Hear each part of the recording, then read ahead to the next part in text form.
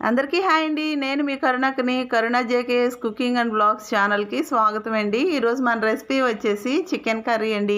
Chicken curry ఎప్పుడు చేసినా కానీ చాలా డిఫరెంట్ టేస్ట్లు అయితే ఉంటుంది కదా.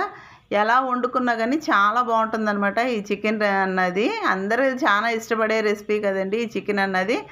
ఒక్కొక్కరు ఒక్కో రకంగా అయితే వండుతూ ఉంటారు. ఎలా ప్రిపేర్ చేసినా కానీ ఆ టేస్ట్ అన్నది ఎక్సలెంట్గా ఉంటుంది అనమాట. డిఫరెంట్ టేస్ట్లు అయితేను మీరు ఒకసారి ఇలా కనుక ప్రిపేర్ చేయండి. నేనైతే ఈరోజు కొంచెం డిఫరెంట్గా అయితే ప్రిపేర్ చేశానండి. ఫంక్షన్ స్టైల్లో అయితేను చాలా టేస్ట్గా ఉంటుందండి. రైస్లోకి కానీ, బిర్యానీలోకి కానీ, బగారా రైస్లోకి కానీ, పులావ్లోకి కానీ, దేనిలోకైనా, రోటీలోకైనా కానీ చాలా సూపర్గా ఉంటుంది అనమాట. ఇలా కనుక ప్రిపేర్ చేస్తాను.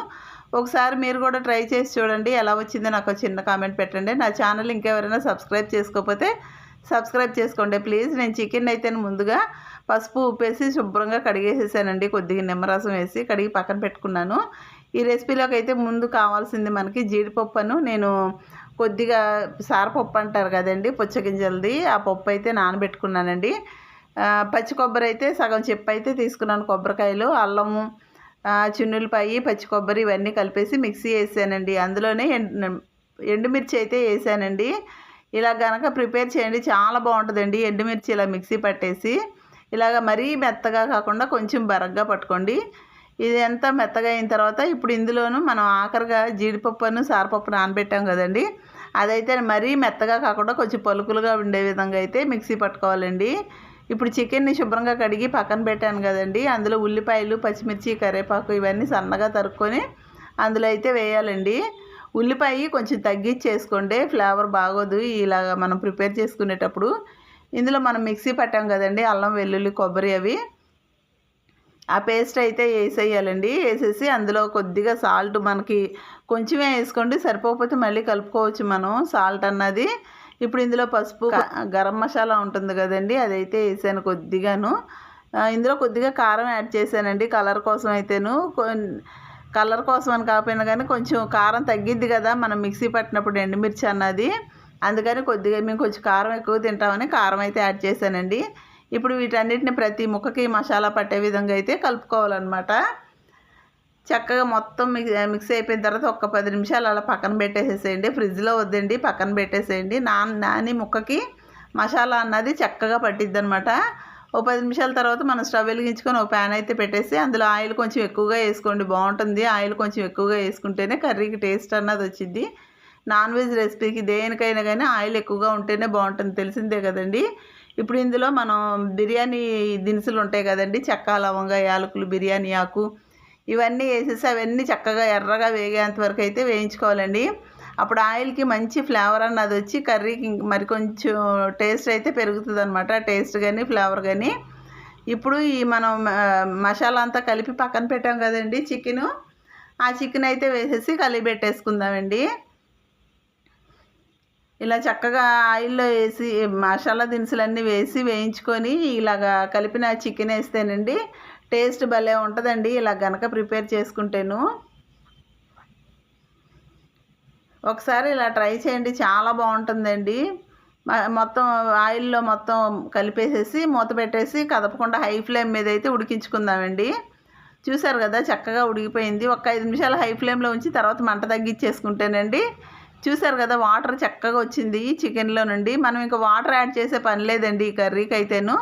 ఇలాగా హై ఫ్లేమ్లో పెట్టి ఒక 5 నిమిషాలు మళ్ళీ లో ఫ్లేమ్లో పెట్టేస్తే వాటర్ దాని అంతటా అదే చికెన్లో కానీ మసాలాలో కానీ ఉంటుంది కదండి, అదంతా బయటకు వచ్చిద్ది అనమాట. చూసారు కదా చక్కగా ఉడికి ఆయిల్ అన్నది పైకి వచ్చే టైంలో 2 టమాటాలు అయితే సన్నగా తరిగి వేసానండి. కొంతమంది ఇలా చికెన్ వండినప్పుడు టమాటా అన్నది వేయరండి, నచ్చితే వేయండి, లేదంటే స్కిప్ చేసేయండి. మా ఇంట్లో వాళ్ళకి మసాలా వాసన అంటారని కొద్దిగా టమాటా అయితే యాడ్ చేశానండి, ఒక 2 చిన్న టమాటాలు. నచ్చితే వేసుకోండి. ఒక 5 నిమిషాలు మూత పెట్టేసి మగ్గించుకుందామండి. ఇప్పుడు టమాటాలు అయితే చక్కగా మగ్గిపోయినాయండి. అడుగంటుతుందేమో ఒకసారి అయితే చూసుకుందాము మధ్య మధ్యలో, ఎందుకంటే వాటర్ యాడ్ చేయలేదు కాబట్టి అడుగంటుతుందేమో మధ్య మధ్యలో చూసుకుంటూ ఉండాలండి. ఇలా లో ఫ్లేమ్లో ఉడికించుకుంటేనండి చికెన్ కూడా తొందరగా మగ్గిపోద్ది కదా.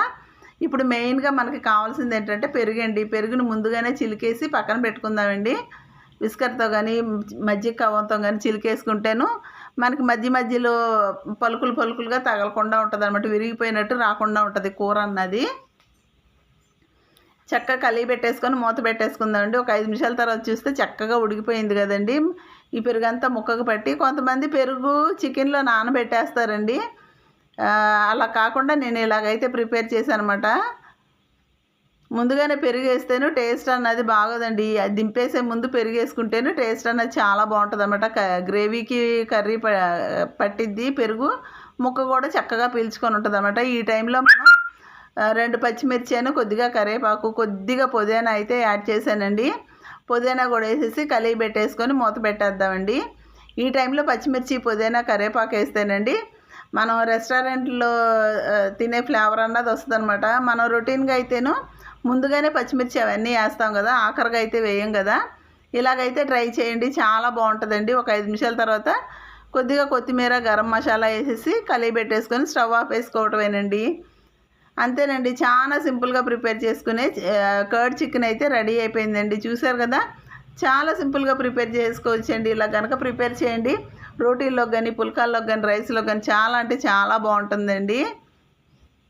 చూసారు కదా, మంచి గ్రేవీతో ఎంత బాగా వచ్చిందో. మనం వాటర్ అన్నది ఎక్కడ యాడ్ చేయకపోయినా కానీ చాలా టేస్ట్గా ఉంటుంది అనమాట. గ్రేవీ కూడా చక్కగా వచ్చింది.